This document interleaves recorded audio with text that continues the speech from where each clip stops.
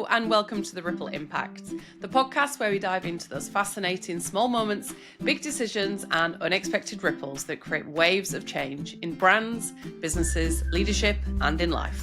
I'm Laura Barber, founder of The Ripple Impact, a brand strategist who spent over 20 years inside global giants like PepsiCo and Coca-Cola. And now, through my Ripple Impact business, I help leaders and founders turn human stories into brand growth.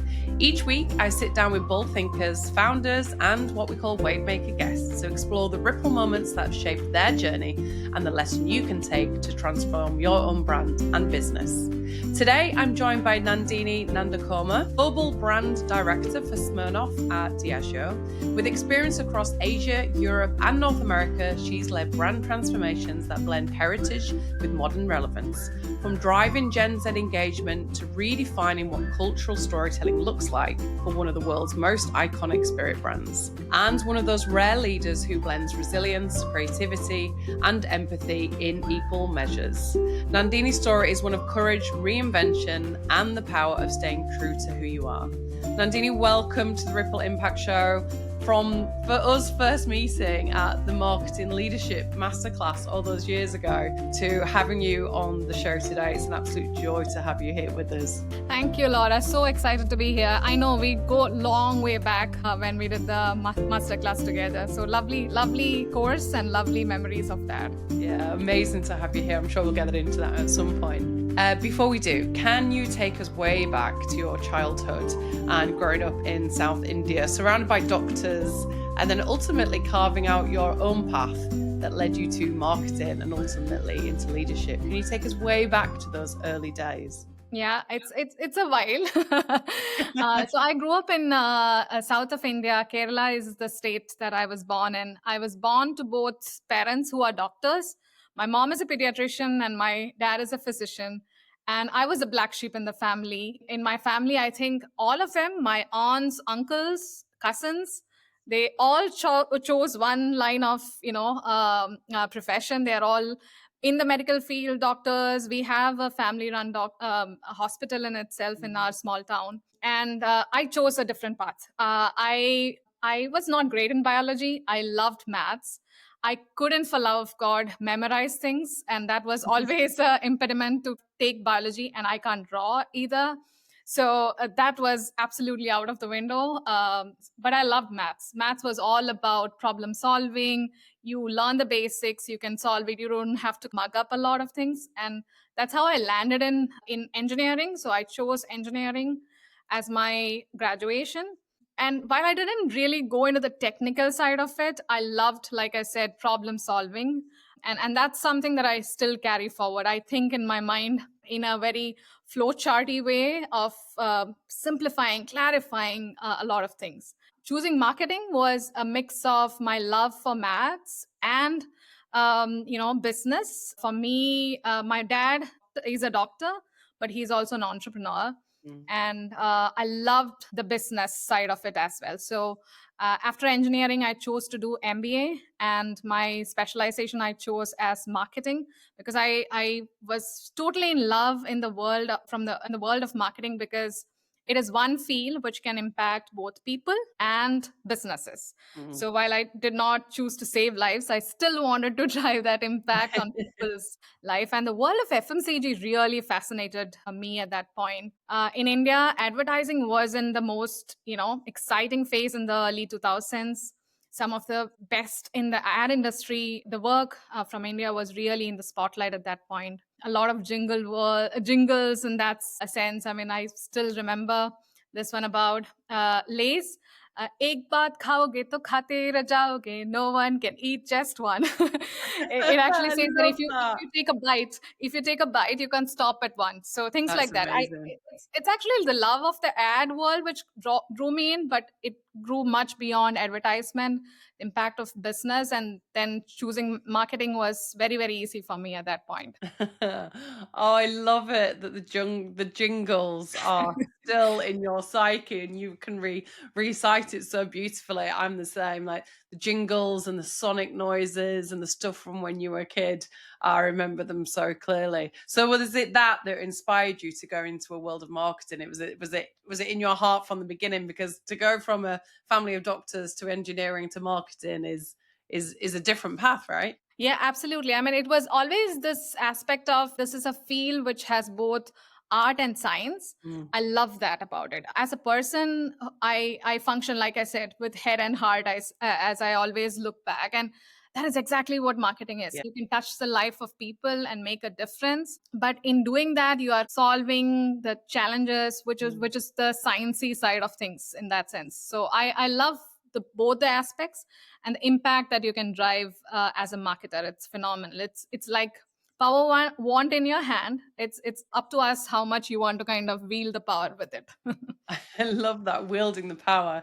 I love that because marketing is really just storytelling, isn't it? It's like it's the power Oh, and totally. relevance of telling the most incredible, beautiful, emotional, hopefully story that can inspire people and get people to move. Wow. So it's been quite a journey then from university and engineering into marketing. And you've talked quite boldly about certain periods in your life that have actually been quite difficult for you and where you've chosen to take a different path, not just for yourself, but also for your family. And actually, that being a springboard for where you are today. Talk us through difficult periods in your life because these have been quite formative for you in shaping how you are today and taking that sense of resilience, starting again, and arguably personal leadership to take those bold choices in quite a difficult situation. Yeah, there is one phase of my personal life which has been quite tough. I was in a difficult marriage early on in my life. It was an arranged marriage. It was a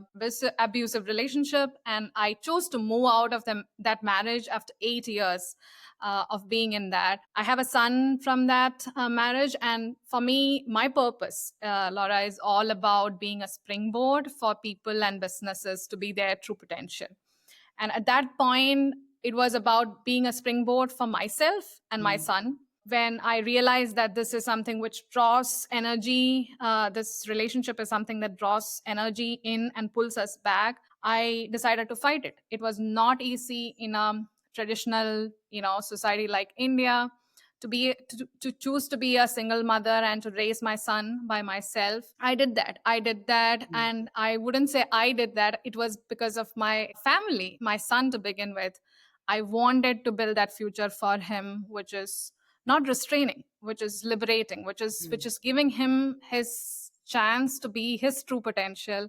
My parents have been fantastic supporters. My father specifically has been my eternal, source of strength. And I came out of that, and it is not to say that it is over. Every time that there is, it's still, it's been a tough phase for us as a family. It continues to be and in a society like India, there is a lot of reliance on legal system, which also is set up in a very traditional way. So I would say the fight is something that taught me resilience. Once you have taken the decision, you have to go with it, how much ever hurdles come your way, and you have to find the strength. You cannot rely on somebody else at the end of the day. You can draw energy from everybody, but you have to fight the fight. And that's something that has shaped me mm. as a person to begin with, and as a leader in my workplace as well. I mean, I come with a lot of drive, and it is that purpose of wanting to make a difference. You Yeah. are wanting to impact on the lives of people, starting with at home, is something that I drew a lot out of this experience altogether. It was not easy for me to even share the story without being like really shrinking. Yeah. And I work with a coach to really help me tell the story in a way that empowers me, and I draw energy from it rather than being drawn into a smaller space altogether, right? I was more, it's powering me further is how I see it. And there is one thing that stayed with me of saying, it's not in spite of these experiences that I am here, right? It is because of these experiences. These were those, trials which shape you as a person. Yeah. It is nothing to be ashamed about. It is Yeah. nothing to be hiding from. You have to kind of share the story. And what I also realized is that as I grew up as a leader, As I share my story, it opens up channels of being vulnerable for not just myself, but for people around me. And it inspires Yeah. people. For me to like grow out of that experience is something that I share now openly, and something, like I said, it drives a lot, and it shapes me as a person altogether. Yeah, incredible. And this is why I love hearing and telling and passing on these human stories to other people, because sometimes in business you see a role, you see a title, you see a person, but actually there's a really deeply human side to leadership. And people's stories, although sometimes really personal and very vulnerable, and thank you so much for sharing that, actually shapes you and who you are. And as you said, you've used it as fuel to build resilience and courage and strength and optimism, and giving your son a wide open world. So how amazing. And thank you so much for sharing it, because it's a vulnerable moment. And as you said, like, vulnerability is such a power in leadership. And I think people sharing these stories, I hope, gives inspiration Yeah. and permission for other people to step into their truth as well, and to really to live their truth, and to be really vulnerable with who they are, and it's how they shaped them. So thank you so much for sharing. Why was it you struggled to share it before, and what did the coach tell you to help you step into your story, and share that with other people, because it's not something that you've talked about until recently. Yeah, I would say, first of all, Laura, what you're doing is fantastic. It's so important to see each other as humans first before, your marketers, leaders, whatever it is. I mean, so I really appreciate and I love hearing your podcast, because it really brings alive the Thank human you. side of people. And thanks for creating that forum, which helps us share our stories, which is not always right. Why I held back? There are a lot of factors, right? One is, personally, it is very difficult for me to share Mm. the story, and I'm a very emotional person. Me And too. and I did hold back, because I felt I couldn't kind of share my story without even like feeling very emotional. I Mm, cry every mm, time I share even my story with people. I used to cry. I used to hold back. It was almost like that intensity of fight gets played back in my head every time. mm. And yeah, so that's definitely one factor. And second is, I am a very positive person. I You talked about optimism. That's another big value for me, of sharing the optimism, Mm, sharing positive aspects. So I mm, always felt that there are moments when I share the story, that I take it into a place where I am losing energy. So am I losing the energy? I felt that way. It was not because somebody played it back to me. It was more I feeling that burden of, taking away the energy. But it was so amazing when I started sharing. It was not at all that way. It was about a story of strength, story of continued resilience, and that changed my perspective when I started sharing it. I felt quite burdened by it, to from that to it's almost like every time I shared, it was powering me, powering people who are listening to me, and for sharing more. So it was that ripple effect in that sense, right? Which changed. And personally also, there is one aspect which happened in my life where I chose to remarry, and I married my friend from my MBA college, who knew all about what happened to me and my son, and he was ready to come into our life. I was also in a place where I was feeling very comfortable, yeah. where I was feeling happy. I was feeling powered by the story rather than being drawn Mm, down by the story. It's all about being optimistic and sharing further. So I would say a combination of things, and the yeah. coach gave me that safe space to share my anxieties, share it in a way that I was able to concisely talk about what happened, how did I overcome, Mm. what gives me the strength to share further in a lot of ways. Yeah. An amazing thought that the coach created the safe space for you to be vulnerable and to share that and to really lean into your story. But I am sure you telling your story is creating a safe space for other people to do that too. So Yeah. amazing that that's been passed on from your coach to you, and then hopefully everybody listening. And I'm sure there's someone listening that is touched by your story and maybe has a similar story and gets real strength from hearing someone else talk about what's happened. And this takes so much vulnerability to be truly authentic in that moment, but how amazing that you can arguably potentially mentor other people through it by just telling your story alone and giving other people the permission to do the same. Absolutely. Yeah. Yeah, so thank you. You talked so beautifully earlier about marketing being the art and science and that beautiful combination of the two. And you've done global campaigns and you're part of an incredible organization.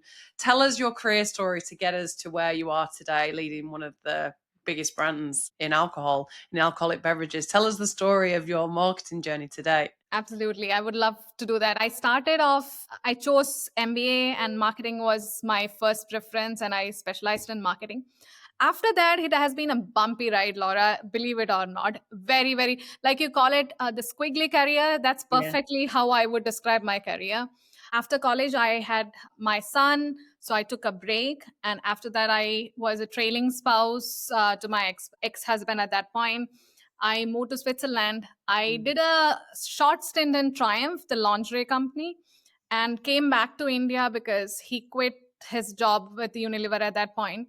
And when I came back, I was jobless. I had my son, and I had a partner who was not supporting at that point, right?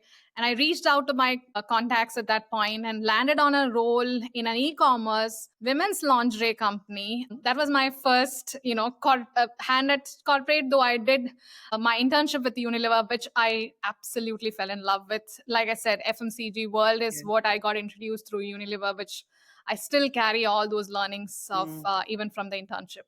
So that was my first role of e-commerce, where you learn to really see the impact of your marketing interventions right then and there, right? And Yeah. I was blown away by the possibilities. And in a startup, you end up being everything. There is no defined boundaries and job descriptions that you stick by, which was great for somebody who was starting my journey in that sense, right?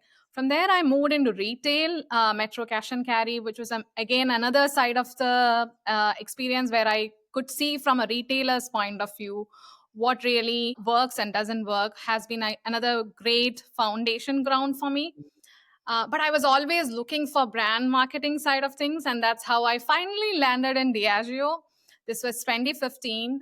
Believe it or not, I would be completing 10 years in this December, having joined Diageo and started as a brand manager on black and white scotch. I haven't looked back since because I was truly at home in terms of brand marketing. I worked across geographies, different brands, but the basics of marketing, right, and brand marketing specifically, given that honor of shaping these legacy brands or challenger brands, has been fantastic for me.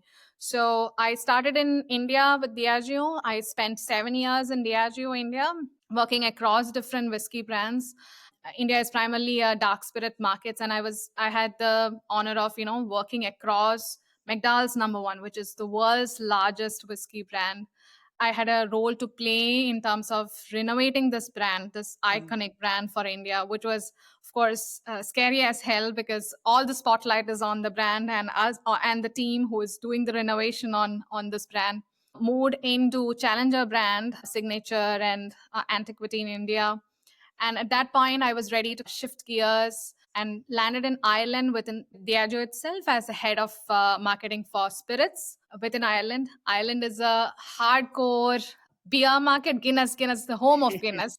And there I was as the head of spirits, which I felt like, oh, I'm being a bit of a foster child in the business. Nobody is giving me any attention. And the team the attention. So we created a fantastic runway there about the possibilities of spirits in that market. And Mm. I enjoyed my stint there of having worked in a very scale spirit market like India, coming into a new context like Ireland, where I got to learn a lot, but I also brought in my, a couple of learnings from a market like India of how to scale up Mm. with that confidence in spirits.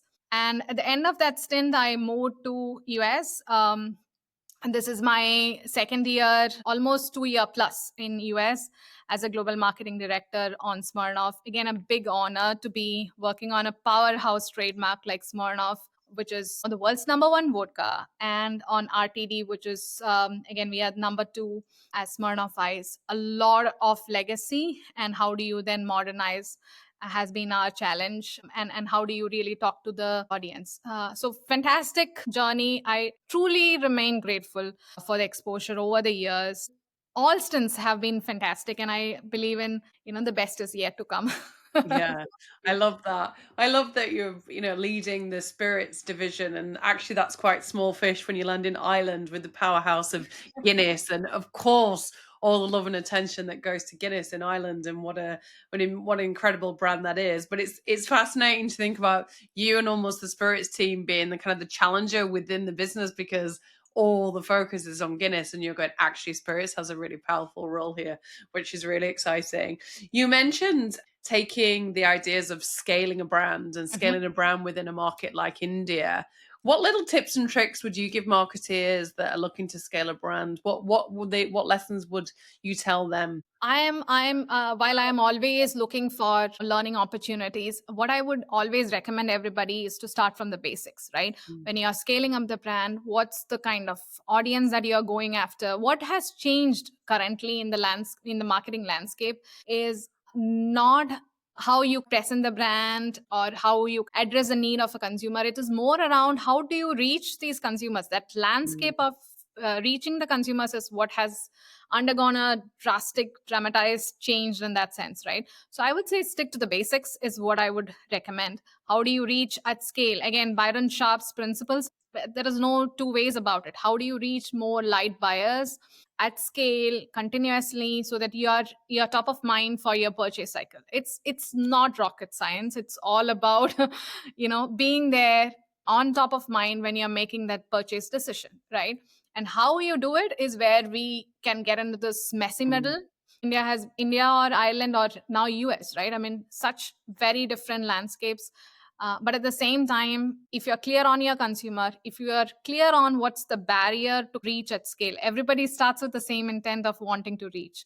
But I guess where we get stuck sometimes is on what are the barriers, right? Say for a market like India, it's all about newer products, newer technology. It's a growth trajectory, but very different for a market like US, where it is more about a very mature market. Consumers are also very mature in their journey in that sense. So how do you reach and how do you differentiate can be very different for a market like India versus an island to a US. And that's where you would have to play the larger picture of it's not just about the brand that you need to look at. You also need to map yourself versus how is the category behaving, Mm. or how is the consumer's purchase decision made. Those are the things that you will have to really play around with, not necessarily about the brand in itself or brand foundation in itself. Yeah, really powerful lessons around sticking to the basics, knowing your consumer, figuring out the reach mechanics within an individual market, knowing your category and your competitors within that context. Fantastic. And you mentioned when we chatted before, which I really loved, one of the lessons of the things that didn't work very well when you're testing campaigns globally and things don't land. And you told me a story about deeply listening to help you figure out where do you go next. Can you tell our listeners that story? Because it's such a powerful one. Yeah, absolutely. I think power of listening is something that as marketers we need to really sharpen our that strength of ours. And sometimes we get a little biased, if I can underplay that. We get a little biased in terms of what the outcome that we want. But the true power comes when you are able to really listen selflessly, right? A recent learning where I myself felt so humble when consumers, we had a couple of routes. We were developing a campaign for a global giant, and we did that rigor of testing with the consumers. And we heard back that none of the routes worked, right? It is such Yeah. a humbling experience, but at the same time, it's such a eye-opening experience to Mm, really know the pulse of does it work or doesn't work. We would have gone into that conversation more of refinement, but we had mhm. to take a pause and take that bold. call of we'll have to retrack and we have to start from scratch. As a team, I'm feeling so proud about how we were able to take that call for all the right reasons, and we landed on a beautiful place. We are live with the Mm. campaign, and I don't think we would have landed in this place had we not, listened, had we not taken the decision at that point. All these are like crucial benchmarks along the journey, right? I mean, there is a lot of power in cutting your losses at the same time, right? Yeah. When you learn that it is not working, you have to take those bold calls in that sense. So yeah, I would say selfless listening has been fantastic, and personally that's something that I really value as a leader. When you're coming into conversations, how can you switch off and give your attention wholeheartedly to the person on the Zoom or in person? Is such a easy skill, but we lack that. Yeah, I was We going to say, I lack. don't know if it is easy because we've kind of forgotten about it. I I know. love the thought of selfless listening because it's not, because a lot of people talk about deep listening, don't they? Mm, But mm. selfless listening for me feels even more powerful because it implies that there is no agenda from the person asking the question, which is really powerful. And especially in a world of marketing and consumer insights where you're asking to genuinely learn, not just asking to prove a point or to tick a box or to go through a stage gate, but real selfless listening. And as you described, there are moments in marketing careers, right? And I've had many of them that you put into 4 routes into communication testing and none come back. And you're like, wow. But what an incredible lesson in humility and creativity and the powerful role of deeply listening to consumer insights to help you get to actually an even better place than where you started. Yeah, That absolutely. takes real bravery to create that almost that culture of learning. And you were faced in a situation where you had to then almost recreate something because nothing was working. But what an amazing lesson to create this space for learning and curiosity that actually gets you to an even better place than where you started. Yeah, yeah, How absolutely. did the conversation go with the creative agency? Because that sometimes really tough, isn't it? Because I've been co-pilots in creating incredible brands in the past, and internally you get the results back, and you're like, oh. But then there's the agency involved as well, right? When none of the routes are working.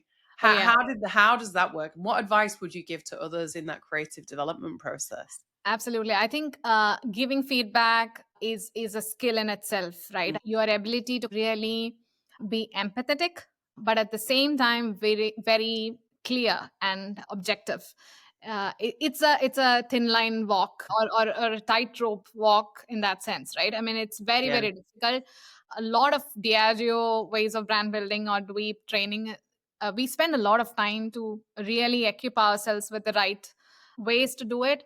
And again, years of practice. It's all about really being authentic is Mm, also something which is very very mm, important. But I think over the years I have been very very conscious about the impact that you will have on the other person, but at the same time you have to be clear. It's about radical candor, right? I mm, mean, mhm. feedback with radical candor, it's not just about personal development, but when it comes to creative work, that's something that is true. And the agency partners really appreciate that. Don't Yeah. kind of beat around the bush, come straight to the point, but land it in a way that, one, you are being empathetic, but at the same time also taking accountability. You didn't land there Mm, just because your partners took you there, right? You were yeah. absolutely with them in the journey. So owning it up is also something which is critical, and I that's a big value for me. Mm. Taking ownership of where you have landed, for the good, the worst, or the best. It's truly something that I totally value personally as well. Yeah, and it's such an important relationship, isn't it? That creative and client side relationship and role, and how you foster such a wonderful partnership that's not like this isn't working, but as you said, you're in it together. You've created and you've been on that journey together. So helping the agency as well is such a critical, essential role of how a marketeer can inspire the agency and then be deeply empathetic when sharing the feedback back. Because it's tough, isn't it, when you get things Oh, back and it isn't yes, quite absolutely. landing. So it's a delicate balance. I really hear that. And I think in communication testing as well, like there's often a danger that you get into validation decision mindset Oh, yes, yeah, rather than yeah. learning I mean, mindset. absolutely. I always say, I mean, don't use the data to validate what you want to prove. Use Yeah. data in a Puritan way to understand what is it telling versus Mm. using it to tell your story in that sense. I mean, that's such a shame if you're Yeah. using data for your benefit. And we can get into that trap a lot of times. Again, trust the numbers. Yeah. And in that vein, how do you ensure that your team stay really true to the human side of an insight? Because the data can tell you one thing, can't it? And data is so powerful, don't get me wrong, but sometimes it can miss the human element. Like, how do you and your team stay really true to the consumer and the human in this? Yeah, I think it takes quite a lot of practice as a marketer to always step into the shoes of the consumer. Growing up in India, it was very helpful for me to experience different cultures, and you get into that mode of objectively listening in, hearing, making mental notes all throughout the way. I have been very curious as a child and all the way right now as well. I'm a very curious cat. And that has been super helpful. And also working in a category, right? Alcohol in India, where you might not be your consumer, right? So Mm-hmm. you were trained to kind of, I believe that was a fantastic experience I got of being trained to really consciously stepping out of the shoes of you as a person into the shoes of a consumer was a fantastic training that I had early on in my journey. When in India, a lot of mass market whiskey, and the life stage is very different, the geography is very different, and every cultural nuances come into play. So I consciously stepped out, and that's a learning I carried forward in every other role, whatever part of the world you are in. And being an immigrant is also another added power. You are constantly trying to make sense of the cultural context which exists, and that allows you to be also as a marketer fantastic skill to have when you are always thinking about the consumer, the things that you listen, learn and absorb. Yeah. Again, it has to be deliberate, Laura. That's one thing that I Mhm. would say. In this world, how do you humanize? Be human, be curious, and that's and be deliberate about it is what I Yeah. would say. Yeah. I love the comment about the deliberate empathy and deliberate listening and cultural immersion as well. Because you said as an immigrant, you're constantly looking around and figuring things out. But if you live in the culture of which you're selling, you don't do that in the same way. And I think organizations and individuals are very guilty often of saying what they like and Oh their yeah. position and not necessarily stepping into the world of the consumer and the reality of who they're selling to. So being really deliberate in that, that's such a wonderful thought. And balancing this data in instinct as well, because that's just instinct I've always believed is such a powerful asset as a marketeer, because sometimes the data can tell you something and actually intuitively as the owner of the brand you kind of know that it's still not the right decision. Even though the data tells you to do something, you're still like, this just doesn't really feel right for our brand. And that ability to really listen, and as you said, be human and be curious and really listen. And sometimes that takes unlearning, actually. So wow, what a Oh powerful yes. lesson. Yeah, yeah. I mean, unlearning is I love that term again, right? Unlearning is something that you need to constantly do because that's where biases set in, right? Yeah. And first is awareness of the biases, but when you are aware, how do you really unlearn? And the way the world is changing, right? We are constantly unlearning of your comfort spaces that we can go Mm. into and then learn the new ways of doing it, explore the new ways of doing it, and define your right way of doing it, right? So yeah, I love that term. Yeah, amazing. You've talked about obviously with Diageo and almost 10 years, India, Ireland, US.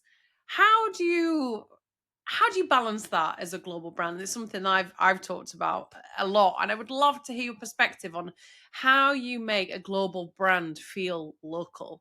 Because the reality is that big global brands like Smirnoff is such a big brand, but how you make it feel local and personal and relevant, and how you do that in the realities of the markets that you've been working on. How's that looked like for you? Yeah, I think it requires a lot of connect to the ground, ears on the ground, as you say it. And it requires, as a global brand team, we are not working in isolation. We are absolutely working in tandem with each of the markets which are there. While the brand foundations, the commonality of human insights is something that unites all of us, because the human emotions at the end of the day is universal, right? What gives us joy, what gives us happiness, is something that unites the world. And the brand foundations is something that is, again, hard coded in a lot of ways, right?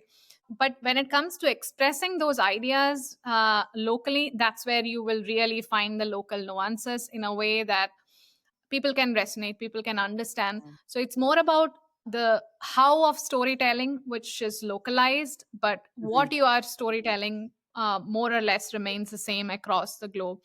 But yeah, constant effort again to really be in touch with the markets. It's last thing you want is creating out of an ivory tower. There are, a lot of commercial realities also. I mean, not beyond just about Mm-hmm. storytelling, it's also about commercial realities. The route to markets are so complex. I mean, US. I'm learning so much about the US alcobev market. It's so Yeah. different versus an Ireland versus an India. So it's so important for you to have your eyes and ears on the ground. But also there is a need for us to maintain that consistency. So that's another aspect that I, learned again across all the roles, the need for consistency, but the need for also resonance and storytelling and commercial realities being taken into account when you are activating the brands. Mm. Yeah, absolutely. I love that in terms of real cultural intelligence. And as you said, kind of feet on the ground to really know what's going on, not just in the consumer's world, but, as you said, the commercial realities, the retail structures, the go to market, the practicalities and how a market is actually set up has fundamental changes, not just on the way you go to market, but the way that consumers interact with the retail situation, with the products, with the brands, etc. And this thought of cultural intelligence and inclusion and adapting what is fundamentally what you've described as these core consumer values of happiness and belonging and joy, but then adapting that to make that feel really local and nuanced to an individual market. That's really powerful. Is there any misconceptions that people have about global marketing that you would unravel and you would demystify? So misconceptions, that's an interesting one. I'm actually thinking where to start. But let me start with the first one. I mean, just from a career point of view, right? It is a very different muscle that you need to really play in a global role versus an in-market lead role, right? This is my first global role, and I am really seeing the difference of owning a P&L in a market versus, being responsible for the global P&L of a single brand. When Mm-hmm. you're in markets, you're more responsible for the depth of it. You're going down down in terms of the steps. You will be working on a portfolio of brands. You're making the choices, but then you make end-to-end choices, right? Mm-hmm. Right from media choices to personal decisions to everything which is within that purview of that market.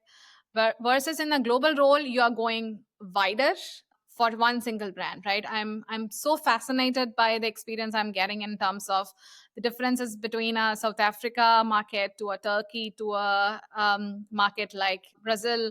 It's fascinating. It's fascinating how a global brand can show up in a very relevant way, but still consistently Yeah. across the market. So I would say this shift. I mean, I was told by a lot of peers and leaders that there is shift when you move into that role from a in market to a global. Mm-hmm. It's bigger than I imagined. So that's one that's one misconception but busted. I think second is it's still a role which requires a lot of influence, indirect influence versus you taking the decisions in itself. So that's a different muscle altogether for you to exercise. And the third one is, again, there are so many brands which does a beautiful role of being a local gem, but the reality is they are global brands, and that is the sweet spot, I would say. If you are able to make believe the people in a geography that brand belongs to them, Yeah. you have done your task. And it is not easy. It is not easy, Yeah. I would say. But there are so many examples of brands which do that. Yeah, that's fantastic. I love the idea of actually the role change between local or regional to global is a big mindset shift, and that's one of the big misconceptions. this idea of making a brand feel like yours, even though it's global, is such a wonderful thought of how it's so nuanced and tailored and specific, and storytelling that is really almost feels small. And I don't mean that disrespectfully, I mean that really powerfully, that Yeah. actually the story feels really close, and it's, you know, it's within your little circle, rather than it's a global brand and they don't really know me, but it's actually it's a brand that's mine. Like, that's such a wonderful thought. I love that.